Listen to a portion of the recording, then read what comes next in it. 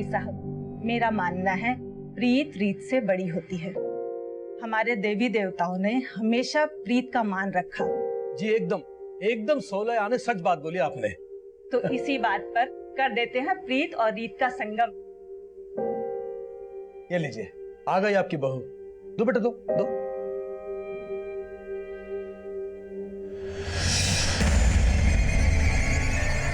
चाय इधर है। चाय, थैंक यू। माँ, माँ, मुझे ये शादी नहीं करनी है। जो लड़का शादी से पहले मुझे बाज की तरह से घूर घूर के देख रहा था, वो शादी के बाद पता नहीं क्या करेगा मेरे साथ। ना बाज अपनी बाजीगिरी से बाज आएगा और ना तेरे पापा अपने फैसले से बदलने वाले हैं, समझी? पर ये फैसला मेरी जिंदगी, मेरे सपने, सब कुछ तबाह कर देगा और ऐसा मैं होने नहीं दूंगी। क्या हो रहा है यहाँ पे? क्या होता मचा रखा है? कुछ नहीं पापा, बस कब गिर गया था। कब गिर गया था? सिर्फ कब नहीं फूटा है? लगता है तेरा दिमाग खराब हो गया है। Very funny. ऐसे जोक्स तुम कहाँ से ढूंढ के लाते हो? पर अब जोक नहीं, मैं एक सीरियस बात करना चाहता हूँ तुमसे। कैसी बात? क्या तुम्हारा सच में कोई पास्ट नहीं था? तुमने मुझसे कुछ छुपाया है? जो बातें मुझे तुम्हें बतानी चाहिए थी मैं पहले ही बता चुकी हूँ। सच में मेरा कोई पास्ट नहीं था। एनीवे, मैं तुम्हारे लिए एक गिफ्ट लेके आया। इसमें क्या है? ये ड्रेस पहन ले मेरी खातिर।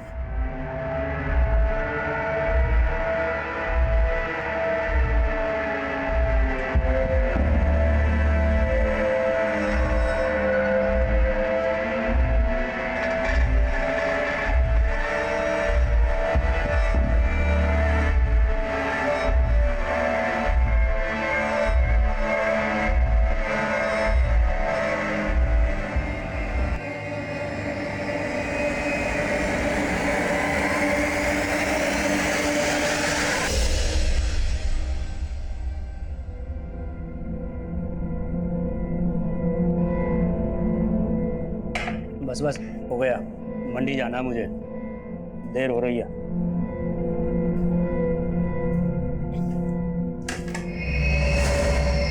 भाभी, आप यहाँ खुश नहीं हो ना?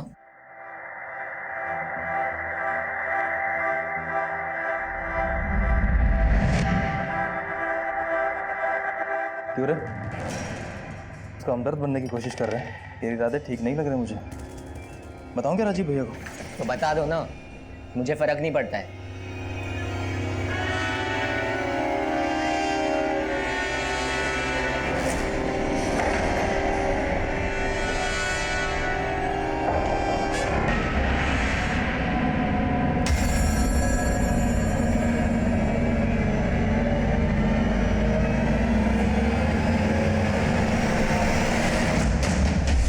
भैया, रिया भाभी का कॉल आया था, आप उनका कॉल नहीं पिक कर रहे हो?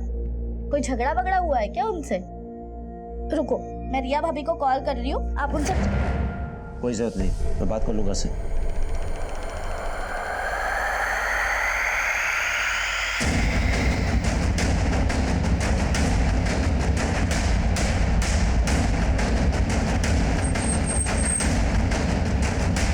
सर, एक लड़के की बॉडी है।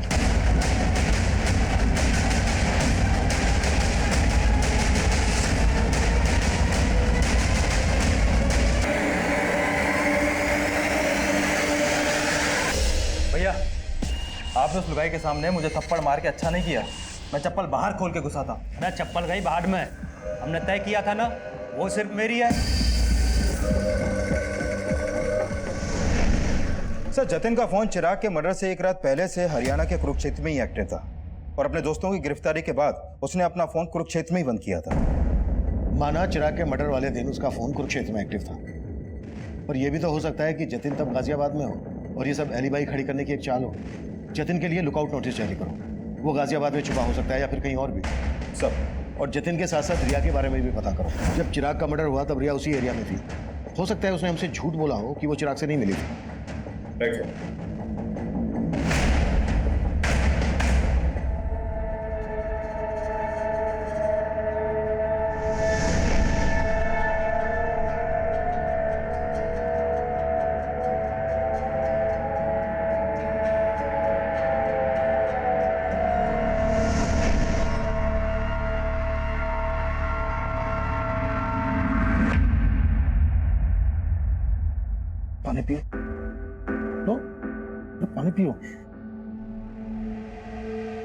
मैं समझ सकता हूँ कि किस्मत ने उसे एक बहुत बड़ा घाव दिया, लेकिन अपने बाकी के बच्चों के लिए तुम्हें इस दुख से उभरना पड़ेगा ना।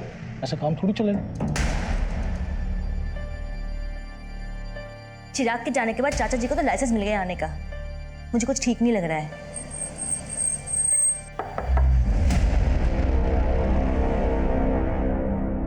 हम जतिन की तलाश कर रहे हैं,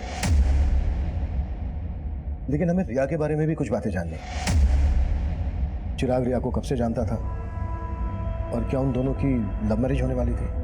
नहीं सर, उसका रिश्ता तो हमने ही करवाया था। दरअसल रिया मेघा और वर्षा के साथ एक ही स्कूल में थी। रिया और मेघा तो बचपन की दोस्त हैं। उसके घर वालों को हम बहुत अच्छे से जानते हैं। तो क्या चिराग इस शादी से खुश था? हाँ सर, ये शादी उसकी मर्जी से ही हो रही थी। आप ये सब क्यों पूछ रहे हैं? आपको क्या रिया पे शक है? मतलब मुझे पता लगा कि चिराग जब मिलने गया था रिया को, तभी ये सब। आप क्या रखते हैं चिराग के? जी मैं चिराग का जीजा हूँ। वैसे रहते कहाँ हैं आप? जी मैं इसी घर में रहता हूँ, यही। नहीं। और आप? मैं चिराग का चाचा हूँ सर। चिराग मेरी भाभी का इकलौता बेटा था। उसके बिना ये घर सर, उसके गुनाहगार बचने नहीं चाहिए सर। दोषियों को सजा दिलाना हमारी ड्यूटी है, आप चिंता मत कीजिए।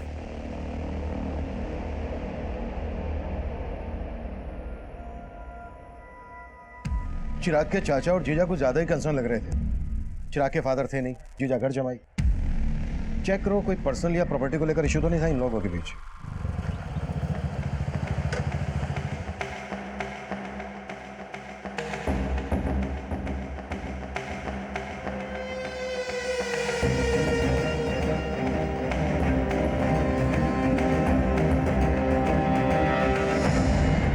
सर, रिया के कॉल रिकॉर्ड में ऐसा कोई क्लू नहीं मिला कि उसका किसी और लड़के से कोई अफेयर हो। रिया के पड़ोसी और बाकी रिश्तेदारों से पता करो, शायद कोई क्लू मिल जाए। सर, कुरुक्षेत्र पुलिस से जतिन से जुड़े एक और आपराधिक मामले के बारे में पता चला है। सर, जिस दिन चिराग का मर्डर हुआ था उसी दिन जतिन ने कुरुक्षेत्र से एक बाइक चुराई थी। कुरुक्षेत्र पुलिस भी जतिन को ढूंढ रही है। हो सकता है जतिन उसी बाइक से गाजियाबाद आया हो। लेकिन सर, क्राइम सीन के आसपास के सारे सीसीटीवी फुटेज हमने खंगाल डाले थे। उनमें जतिन ने जो बाइक कुरुक्षेत्र से चुराई थी वो कहीं नहीं देखी गई। सर, हो सकता है वो बाइक सोनीपत में हो।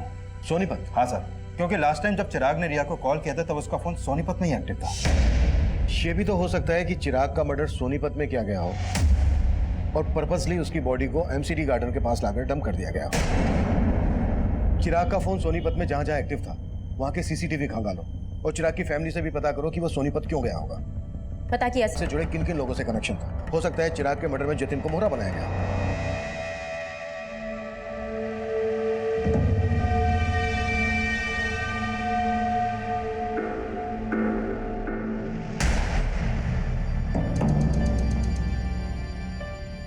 वर्षा, मेघा, ये चाचा जी तो यहीं बस गए हैं। उनका छोड़ो दीदी, आप और जीजा जी कब जा रहे हो? तुझे हमसे क्या प्रॉब्लम है? हाँ, एक मिनट वर्षा, मुझे ना घर जमाई बन के रहने का कोई शौक नहीं है।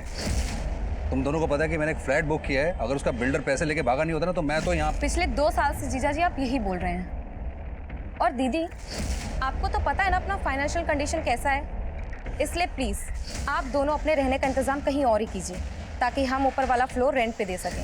ये घर ना मेरा भी है, तुम मुझे से जाने के लिए नहीं बोल सकती, समझी? बस, फिर से तुम लोग उसी बातों पे लड़ने लगे। और मेघा, किसकी नीयत कैसी है ये मैं अच्छे से जानती हूँ और इन सब बातों के लिए मैं हूँ। लेकिन चिराग भैया ने तो आप पे कभी भरोसा ही नहीं किया और वजह आप अच्छी तरीके से जानती है। हम चिराग के घर वालों के बारे में पता कर रहे थे और दूसरी तरफ हम जतिन को भी ढूंढ रहे थे, लेकिन हमें जतिन नहीं मिल रहा था जिस पर चिराग की फैमिली शक जता रही थी। चिराग की मंगेतर रिया भी हमारे रडार पर थी, लेकिन इस केस से जुड़ा एक अलग ही एंगल तब हमारे सामने आया जिसने इस केस को अचानक से घुमाव दे दिया। सर, हमने उस दिन के सोनीपत के एरिया के सीसीटीवी खंगाले थे जब चिराग का फोन वहां पर एक्टिव था, लेकिन उसमें से किसी भी फुटेज में चिराग कैप्चर नहीं हुआ। लेकिन सर, उससे एक दिन पहले की एक सीसीटीवी फुटेज में चिराग कैप्चर हुआ था जिसमें वो एक औरत का पीछा कर रहा था। ये देखिए सर। कौन है ये औरत और चिराग क्यों और किस मकसद से इसका पीछा कर रहा होगा? प्रिया, औरत घूंघट में है, फिर भी चिराग के घर वालों को ये फुटेज दिखाओ। हो सकता है वहां से कोई हिंट मिल जाए। Right sir.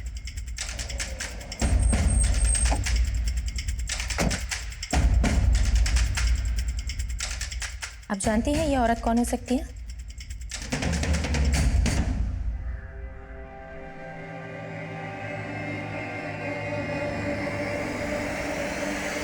मैं नीच, जब मैं अंदर होता हूँ तब भी तू इसी तरह झांकता है? हाँ झाँकता हूँ, लेकिन आपकी तरह आपकी मशरूफियत में बाधा नहीं डालता। उसे देखिए, इश्क लड़ा रहा है अंदर। तो लड़ाने दे, तेरे क्यों चुल उठ रही है? अरे वो मेरे भोले भैया उस लड़की को हमारे खिलाफ भड़का रहे हैं।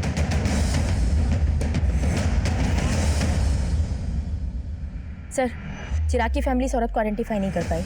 वो लोग खुद कंफ्यूज है कि आखिर चिराग किसी औरत के पीछे क्यों जाएगा। सोनीपत के इस एरिया में पूछताछ जारी रखो, हो सकता है कि इसने कुछ विटनेस किया। सर, सुजाता के जिस रिश्तेदार ने रिया और चिराग का रिश्ता करवाया था, मेरी उनसे बात हुई। उनका कहना है कि चिराग के मर्डर वाली सुबह उनको रिया की माँ का कॉल आया था और वो रिया से चिराग का रिश्ता तोड़ना चाहती थी, लेकिन उससे पहले चिराग का मर्डर हो गया सर। यानी चिराग और रिया की स्टोरी में कोई और भी एंगल है। रिया की मदर ये रिश्ता तोड़वाना चाहती थी, तो जाहिर सी बात है रिया को ये बात पता होगी, लेकिन रिया ने हमसे बताई नहीं। इस रिया से दोबारा मिलते हैं। अरे बाबली, अरे रो क्यों रही है? अरे आज रोने का दिन ना है, आज तो हंसने का मौका है। अरे अपना मुकुल है ना, उसका हैप्पी बर्थडे है और उसे आज मैं अपना दिन तोहफे में दूंगा। सर, मम्मी मेरे कहने पे ये रिश्ता चिराग से तोड़ने वाली थी, लेकिन फिर उसका मर्डर हो गया। मुझे इसलिए कुछ समझ में नहीं आ रहा था कि आप लोगों को ये बात बोलूं या ना बोलूं। समझ में नहीं आ रहा था? क्या फिर जानबूझकर ये बात हमसे छुपाई गई? नहीं सर, ऐसा कुछ भी नहीं है। तो फिर कैसा है? शादी क्यों तोड़ना चाहती थी? सर, एक्चुअली वो चिराग कुछ दिनों से बहुत अजीब बिहेव करने लगा था। पहले वो जब भी मिलता था अच्छी बातें करता था, लेकिन अचानक से उसके बिहेवियर में चेंजेस आ गए। रिया, एक सीरियस बात करना चाहता हूँ तुमसे। कैसी बात? क्या तुम्हारा सच में कोई पास्ट नहीं था? जो बातें मुझे तुम्हें बतानी चाहिए थी मैं पहले ही बता चुकी हूँ। सच में मेरा कोई पास्ट नहीं था। एनीवे, मैं तुम्हारे लिए एक गिफ्ट लेके आया। ये ड्रेस पहन ले।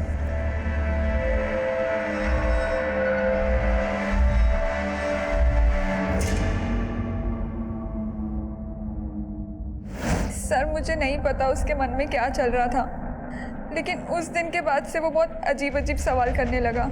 मेरा क्लासमेट कौन था, मेरे दोस्त कौन थे। मतलब उसे तुम पर शक था कि तुम्हारा कोई एक्स है? नहीं सर, ऐसा कुछ भी नहीं है, लेकिन उसके इन सवालों से मैं तंग आ गई थी। मैंने ही मम्मी से कहा था कि मैं उससे शादी नहीं करना चाहती, और फिर मैंने डिसाइड किया कि उस दिन मैं चिराग से मिलकर सब कुछ खत्म कर लूँगी। तो उस दिन चिराग तुमसे मिला था? नहीं सर, मैंने कहा ना, मैं उस दिन चिराग से नहीं मिली। लेकिन चिराग की लाश हमें उसी एरिया में मिली जहाँ तुम उससे मिलने वाली थी। सर, आप कहना क्या चाहते हैं? मैंने चिराग को मारा है? सर, माना रिया के बयान से लग रहा है कि चिराग को डाउट था कि रिया का कोई पास्ट होगा, लेकिन जितना हमने रिया के बारे में पता किया, उससे कहीं नहीं लगा कि रिया की लाइफ में कोई और लड़का भी होगा। लेकिन सवाल यह है कि चिराग को शक क्यों था?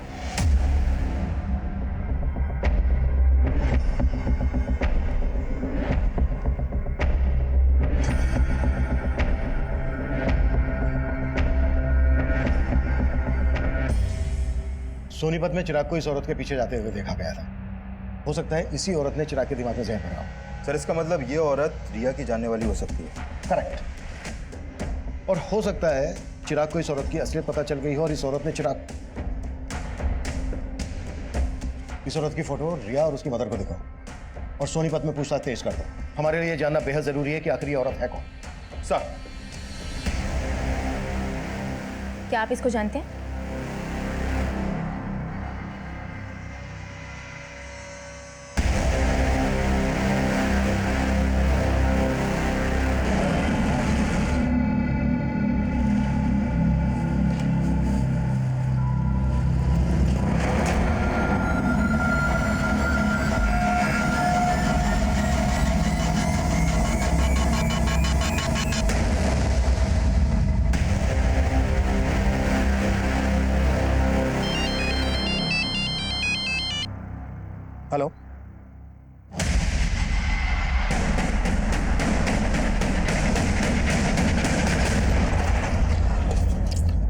सर, जिस घूंघट वाली औरत को हम ढूंढ रहे थे उस औरत को इस दुकान पे देखा गया। सर वो औरत उस दिन यहाँ खरीदारी करने आई थी। सुनिए, अब जी नहीं पहचाना? अरे चिराग। उसके बाद वो लड़का भी यहाँ से उस औरत के पीछे चला गया था।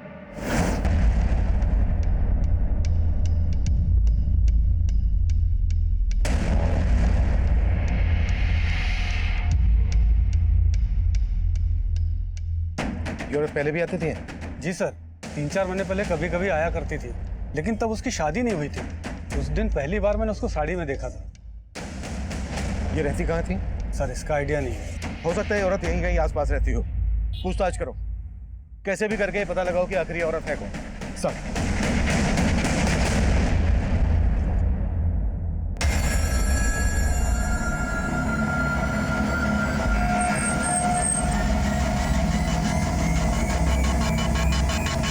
हम सोच ही नहीं पा रहे थे कि उस घूंघट वाली लड़की की चिराग के मर्डर में क्या भूमिका होगी, लेकिन उसी दौरान कुरुक्षेत्र पुलिस से हमें जतिन से जुड़ी एक अहम लीड मिली और आखिरकार हमने जतिन को धर ही लिया।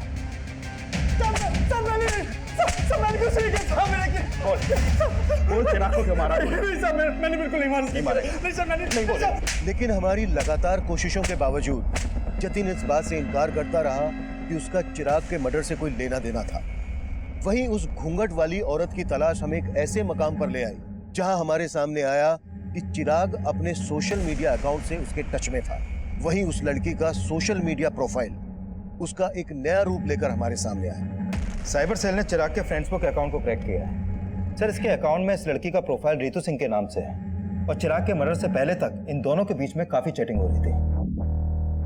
तुम रिया से शादी करके बहुत बड़ी गलती कर रहे हो। रिया का कई लड़कों के साथ अफेयर था और मेरे एक फ्रेंड को भी उसने धोखा दिया। तुम्हें विश्वास नहीं हो रहा है ना मेरी बात पर? मेरे फ्रेंड ने मुझे बताया कि रिया की बेड पर पिल है जो वही जान सकता है जिसका उसके साथ फिजिकल रिलेशन था। सर, यानी ये रितु रिया को भी जानती है और उसके बॉयफ्रेंड को भी। लेकिन रिया ने रितु का फोटो आइडेंटिफाई नहीं किया और ना ही उसकी बैकग्राउंड से हमें यह पता चला है कि रिया का किसी के साथ कोई अफेयर था। हो सकता है कि रितु रिया के खिलाफ चिराग को भड़का रही हो। चिराग ने अपने मर्डर से एक दिन पहले मैसेज किया था कि मैंने तुम्हें सोनीपत में देखा था लेकिन तुमने मुझे देखकर अनदेखा किया, और उसके जवाब में ये लिखती है, उस समय मुझे कुछ सूझा नहीं था, मैं तुमसे दोबारा मिलने के लिए तैयार हूँ। उसके बाद कोई चैटिंग नहीं हुई। सर, इसका मतलब चिराग इस लड़की से मिला होगा और जरूर चिराग के मर्डर में इसी लड़की का हाथ होगा सर। लेकिन इनकी चैटिंग से ऐसा लग नहीं रहा है कि सिर्फ ऑनलाइन फ्रेंड थे, शायद इससे कुछ ज्यादा था। May be affair. लेकिन सर, चिराग के कॉल रिकॉर्ड में तो ऐसे किसी भी रितु नाम की लड़की का कोई नंबर नहीं मिला है। लेकिन चैट से ऐसा लग रहा है कि इन दोनों के बीच सिर्फ चैटिंग नहीं होती थी, फोन पर भी बातें होती होंगी, शायद इंटरनेट कॉलिंग। मामला जिल्टेड लवर का लग रहा है। लुक, चिराग और रितु एक दूसरे को पसंद करते थे, लेकिन चिराग रिया से शादी करने वाला था, तो हो सकता है रितु को यह बात पसंद नहीं हो और इसलिए उसने रिया के खिलाफ चिराग के दिमाग में जहर भरा हो, और जब उसे लगा कि उसका प्लान फेल हो रहा है तो उसने चिराग को मरवा दिया। पर इस लड़की का प्लान तो ऑलमोस्ट सक्सेस हो ही चुका था सर, क्योंकि रिया चिराग को शादी के लिए मना ही करने वाली थी। लेकिन इससे पहले कि रिया चिराग से मिल पाती, चिराग का मर्डर हो गया। एक काम करो, रितु के बारे में सब कुछ पता करो।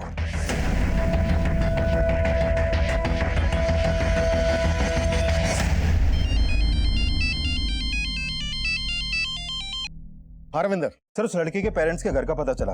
उस लड़की का असली नाम छाया है। छाया? लेकिन उसका प्रोफाइल तो रितु के नाम से था। है कहाँ ये लड़की? उसके पेरेंट्स ने उससे ज्यादा बात तो नहीं की सर, लेकिन हाँ, पड़ोसियों से पता चला है कि छाया की शादी 3 महीने पहले ही हो गई थी और उसका ससुर। लेकिन उसके अलावा 2 नंबर और मिले हैं कुरुक्षेत्र के। ये देखिए सर, एक नंबर राजीव के नाम पे रजिस्टर्ड है और ये दूसरा अनीता के। कुरुक्षेत्र चलने की तैयारी करो। सर,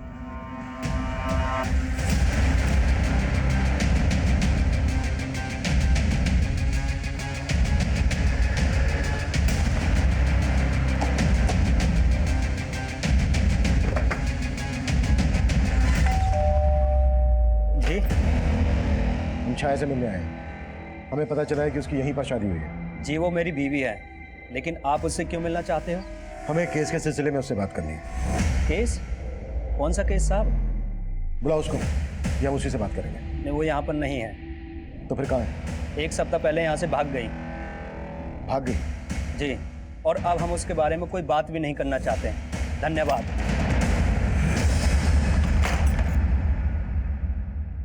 सर, छाया का फोन स्विच ऑफ है। तो छाया का पति बोल रहा है कि 1 हफ्ता पहले ही छाया यहाँ से भाग गई थी। सर मुझे लग रहा है ये जरूर उसे बचा रहा है। हो सकता है। छाया के फादर राम सिंह को पता चल गया था कि हम छाया को ढूंढ रहे हैं। एक काम करो, छाया के फादर राम सिंह पे नजर रखो और ससुराल वालों पर भी। इनके बारे में सब कुछ पता करो। सर।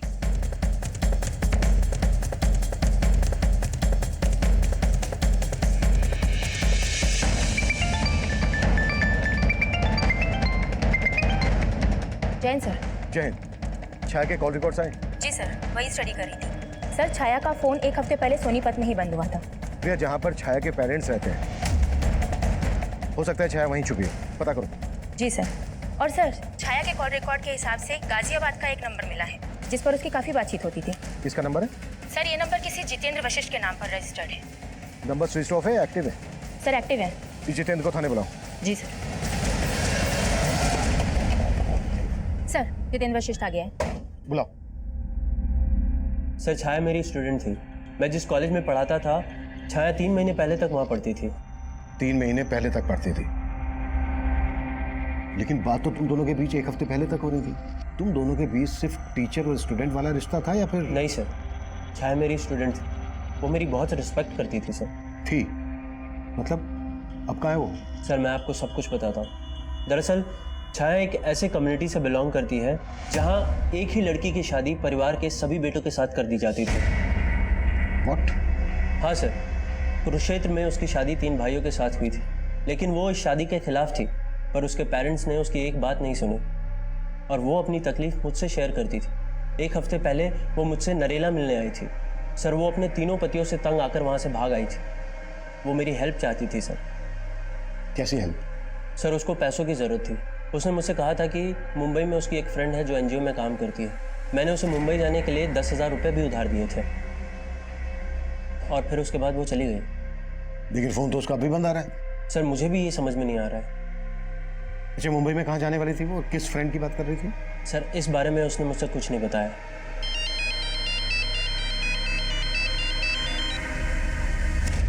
हाँ रविंदर। सर, सोनीपत पुलिस से एक चौंकाने वाली इंफॉर्मेशन मिली है। कुछ दिन पहले उन्हें सोनीपत में छाया की लाश मिली थी।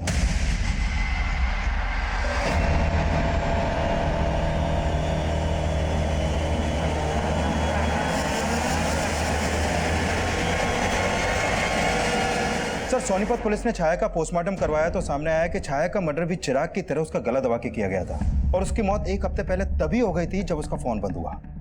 लेकिन जितेंद्र की ये बात सही निकली कि छाया की शादी 3 भाइयों से हुई थी। Right sir.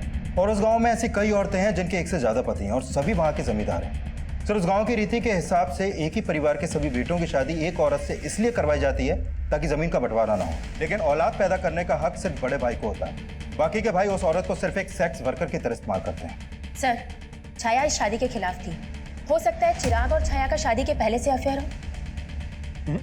इस बात में सच्चाई नहीं लग रही, क्योंकि चिराग रिया से शादी करने वाला था और छाया चिराग से ऋतु बनकर चैटिंग करती थी।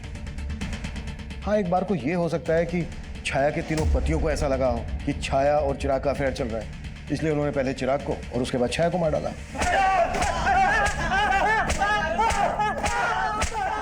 संतोष, बहुत हो गया तेरा 1/3 और हम तेरी हड्डियों के बट्टे इकट्ठे करेंगे। बोल, क्यों मारा चिराग को, क्यों मारा छाया को? साहब, हम तो बोल साहब, हम तो चिराग को जानते भी नहीं थे और छाया तो घर से भाग गई थी साहब। हम सच बोल रहे साहब, हमने कुछ नहीं किया। झूठ ना बोलो साहब, इन दोनों ने ही मारा है छाया को। झूठ क्यों बोल रहा है तू? पीछे रह के बात कर। बोल। झूठ बोल रहे हैं साहब, ये इन दोनों ने ही मारा है। मुकुल को दूसरे कमरे में लेकर आओ। साहब, चिराग कौन है ये तो मैं भी नहीं जानता। मेरे दोनों भाइयों ने सर जीना हराम कर दिया था उसका। और शादी तो तूने भी की थी उससे। सर, जैसी जबरदस्ती उसके साथ हुई थी वैसी ही मेरे साथ हुई थी। छोड़ो मुझे। अरे तू चल अंदर। छोड़ो मुझे। बना हैप्पी बर्थडे, और वो भी हमारे सामने। और साबित करके बता कि तू इसका कसम है कि इसका यार। चल कपड़े उतार, चल। क्या बोल रही है भैया? कपड़े उतार, चल। अरे तू भी उतारना, चल। ला इसे।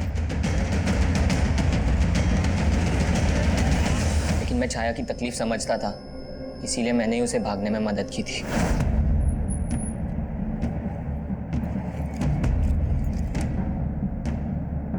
साहब वो गाजियाबाद बोल के निकली थी, लेकिन मेरे दोनों भाई उसे बाद में ढूंढ रहे थे। सच सच बता दे, कहाँ भेजा तूने उसे? नहीं भैया, मैंने उसे नहीं भगाया है। मम्मी कसम, मैंने उसे नहीं भगाया है। मम्मी आप तो। सर मुझे पक्का यकीन है उन्होंने उसे ढूंढ के मार दिया होगा। हमें पता चला है गाजियाबाद में वो अपने एक टीचर जितेन से मिली थी, उससे 10,000 रुपये भी उधार लिए और वहाँ से सीधे मुंबई जाने वाली थी। मुंबई में उसकी एक फ्रेंड है जो एनजीओ में काम करती है। उसकी ऐसी किसी फ्रेंड को जानते हो जो मुंबई में रहती है? नहीं साहब, उसने तो बस मुझे इतना ही बताया था कि वो गाजियाबाद में अपने किसी दोस्त से मिलने जा रही है। इसके अलावा उसने मुझे कुछ नहीं बताया था साहब। सर मैंने चिराग के कॉल रिकॉर्ड्स में एक नंबर आइडेंटिफाई किया है जिस पर उसकी काफ़ी बात होती थी। वो नंबर उसके दोस्त उमेश का है सर।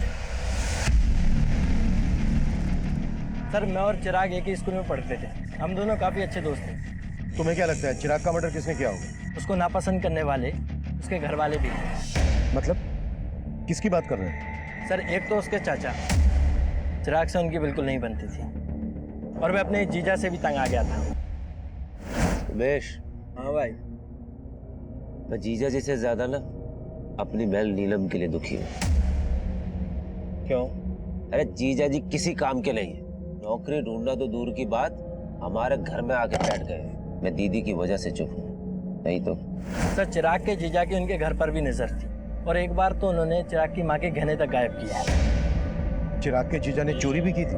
हाँ सर, और कहानी ये बताई कि गहने किसी ने लूट लिया। मैं सुनार के पास से जब आया तो यहाँ पर आया, ये यहाँ पर ये एक आदमी मिला, इसने मुझे चूल्हा दिखाया, मैंने यहाँ से गहने लिए और वहाँ कहीं भाग गया वो। लेकिन चिराग ने कंप्लेंट करने से मना कर दिया था क्योंकि उसे पता था कि अगर वह कंप्लेंट करेगा तो चिराग का जीजा ही झूठा साबित होगा और घर की बदनामी होगी। चिराग को अपने चाचा के साथ क्या प्रॉब्लम थी? सर आप जैसा सोच रहे हैं सब बिल्कुल नहीं। माना कि चिराग मुझे पसंद नहीं करता, लेकिन सुजाता भाभी में चिराग की जान बसती है, तो मैं उसे कैसे मरवा सकता हूँ? चिराग में सुजाता की जान बसती थी और तेरी जान सुजाता में बसती है, इसलिए सुजाता की जिंदगी में जगह बनाने के लिए तूने चिराग को मरवा दिया। क्या सर? जब चिराग का मर्डर हुआ मैं तो शहर में था ही नहीं सर, मैं तो शहर के बाहर था सर। तेरे सारे कांड पता कर लिए हमने, कभी चिट फंड का तो कभी नकली पेपर्स बनवाकर प्रॉपर्टी का धंधा, बहुत लोगों को चूना लगाया तूने। और वो तू घर बिकवा कर भी नीलम का हिस्सा लेना चाहता था और तेरे रास्ते का रोड़ा था चिराग। सर आप मेरे और भाभी के रिश्ते को लेकर गलत सोच रहे हैं। दरअसल उमाशंकर भाई साहब कई साल पहले गुजर गए, तो भाभी का ख्याल मेरे अलावा कौन रखता? फिर तेरे बीवी बच्चों ने तुझे क्यों छोड़ा? सब पता कर लिया हमने, उन्हें भी यही लगता है कि तेरा और तेरी सुजाता भाभी का चक्कर चल रहा है। गलत फहमी है सर उनको, जैसे चिराग को थी, और चिराग ने इन सब बातों को तूल दिया सर। और रमाशंकर बाहर निकल! क्या बदतमीजी कर रहा है?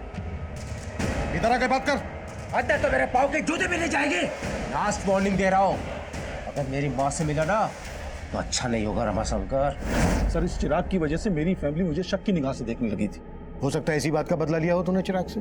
सर मैं मानता हूँ कि मैं बहुत घटिया आदमी हूँ, लालची आदमी हूँ, लेकिन ये चिराग के मर्डर में मेरा कोई रिलेशन नहीं है सर। मेरे और सुजाता भाभी के बीच में तेवर भाभी से पहले दोस्ती का रिश्ता है। मतलब? सर बड़ी भाभी सुनीता की मौत के बाद। अब ये सुनीता भाभी कौन है? सर मेरे भैया की पहली पत्नी। सर उनकी मौत के बाद भैया ने सुनीता भाभी की छोटी बहन सुजाता से शादी कर ली ताकि उनके बच्चों को माँ का प्यार मिल सके। मतलब नीलम और चिराग तुम्हारी सुजाता भाभी के बच्चे नहीं है? नहीं सर, वो बड़ी भाभी के बच्चे हैं, लेकिन सुजाता ने मेघा और वर्षा से ज्यादा उन दोनों का ख्याल रखा।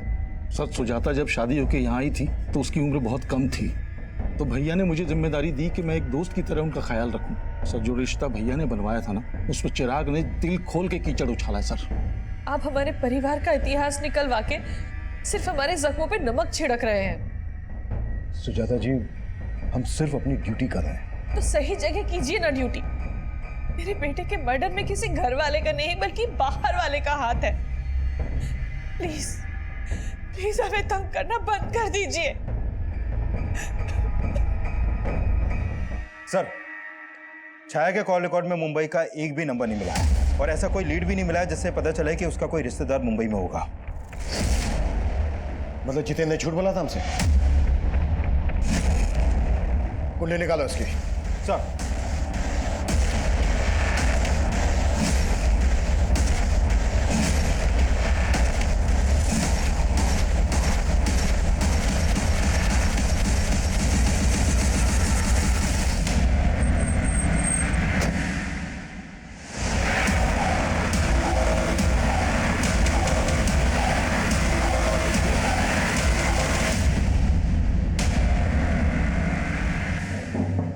छाया का टीचर, मेघा का लवर। अब ये बोल, छाया को ऋतु बनाने का क्या चक्कर है? पहले चिराग का मर्डर, उसके बाद छाया का मर्डर। ये कहानी क्यों और कैसे रची? चिराग अच्छा खासा पढ़ा लिखा था, वो चाहे तो कोई दूसरी नौकरी कर सकता था, लेकिन नहीं, माँ ने ये नौकरी उसके नाम कर दी। मुझे लगा अगर मैं चिराग को मार दूंगी तो ये नौकरी मेरे नाम हो जाएगी। मुझे मालूम था छाया जितेंद्र की स्टूडेंट थी, इसलिए जितेंद्र की मदद से हमने छाया की फोटो यूज की और ऋतु नाम की एक फेक प्रोफाइल बनाई और चिराग को फ्रेंड रिक्वेस्ट भेजी और उसने वो रिक्वेस्ट एक्सेप्ट भी कर ली। धीरे धीरे हमारी नॉर्मल बातें होने लगी। फिर एक दिन चैटिंग के थ्रू चिराग ने मुझे कहा कि उसे रिया से शादी करनी है। बस इसी मौके का फायदा उठाकर मैंने चिराग को कहा रिया की फोटो भेजने के लिए और फिर मैंने उसे लिखना शुरू किया कि मैं रिया को जानती हूँ और फिर धीरे धीरे चिराग के मन में रिया के खिलाफ शक पैदा करवाया। और चिराग तुम्हारे उन मैसेजेस पर बिना सोचे समझे भरोसा करने लगा था? नहीं, मैं ऋतु बनकर कभी कभी किसी ऐप के जरिए उससे वॉइस कॉल करती थी। एक तरफ चिराग और रिया का रोज झगड़ा होने लगा और दूसरी तरफ चिराग मुझसे बार बार मिलने की रिक्वेस्ट करने लगा। उसी दिन उसने छाया को सोनीपत में देख लिया और छाया ने उसे देखकर जिस तरह से रिएक्ट किया उसे शक होने लगा।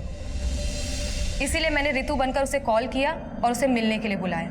और तुम्हें पता था चिराग और रिया एमसीडी गार्डन में मिलते थे, इसलिए तुमने उसको वहीं पर मिलने के लिए बुलाया।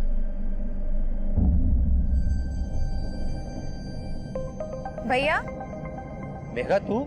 रिया ने मुझे आपके पास भेजा है, चलिए मैं आपको उसके पास ले चलती हूँ।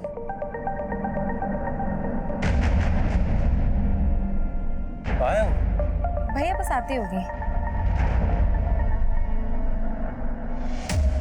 मुझे पता था आप लोग किसी ना किसी तरह छाया तक पहुंच जाएंगे और इसलिए छाया को मैंने कहा कि तुम अपने पति को छोड़कर भाग जाओ और उससे मैंने कहा कि मैं एक एनजीओ के बारे में जानता हूँ और वो जब मिलने आई तो हमने।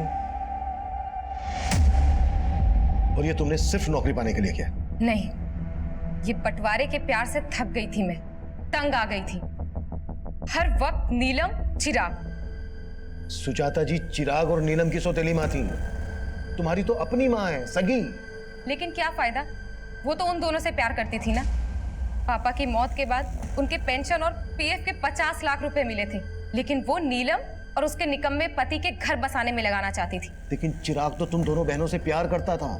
क्या करती मैं इसे प्यार का? माँ का सारा प्यार, प्रॉपर्टी, पापा के पैसे सब रख लेता वो। अगर तुम्हें लग रहा था कि तुम्हें तुम्हारा हिस्सा नहीं मिल रहा था, तुम्हारा हक मारा जा रहा था, तो कोर्ट का दरवाजा खटखटा सकती थी। ये सब करके मिल गया तुम्हें तुम्हारा हिस्सा, तुम्हारा हक। चिराग ने मेघा को कभी अपनी सौतेली बहन नहीं समझा, लेकिन वो इस दस्तक को नहीं भाप पाया कि जिस बहन की रक्षा के लिए वो किसी भी हद तक जा सकता है, वो बहन खुद उसकी भक्षक बन जाएगी। सुजाता की ये कोशिश कि वो चिराग और नीलम की अच्छी मां साबित होगी, उसे उसके ही बच्चों से दूर कर दिया। चिराग के लिए नफरत मेघा में एकाएक नहीं पनपी होगी, बल्कि सालों से पनप रही हो। तो क्या सुजाता ने मेघा के अंदर उबलते गुस्से को कभी नहीं भापा? या फिर उसे दस्तक मिली थी लेकिन उसने उस दस्तक को महसूस नहीं किया? उम्र के हर पड़ाव पर जब जब हम अपना बचपन याद करते हैं, तब तब सबसे पहले हमें हमारे भाई बहन और माता पिता याद आते हैं।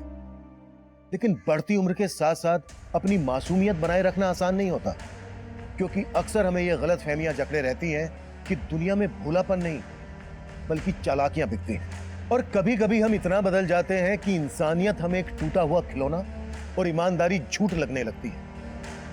हमें हमारे बचपन की मासूमियत हमेशा बचाए रखने की कोशिश करनी चाहिए, क्योंकि हमारी पूरी जिंदगी में हमारा बचपन ही वो मोती है जो हमें इंसानियत और रिश्तों को बनाए रखने की कीमत समझा सकता है। अब मैं सीनियर इंस्पेक्टर अभिमन्यु जिंदल आप लोगों से विदा लेता हूं। आपसे फिर मुलाकात होगी एक नए केस के साथ।